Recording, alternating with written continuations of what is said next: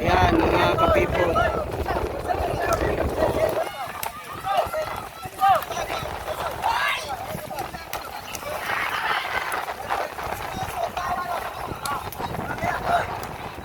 Ito sa dagat to ha. Dito lang makikita yung laro ng balibol sa dagat sa may Punungan Island.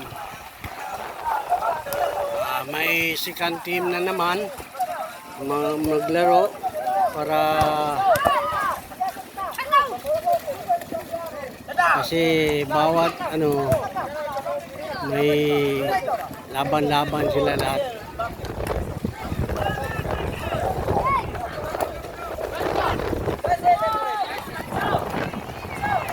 Ito team ng mga bata. Laro din.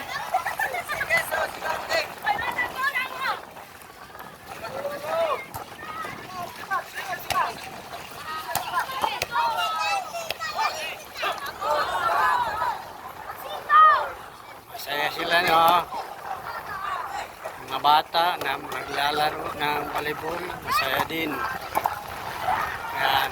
Kasi ito lang kasiyahan na ginawa nila pag wala silang trabaho o nagpunta ng laot, maglalaro ng volleyball.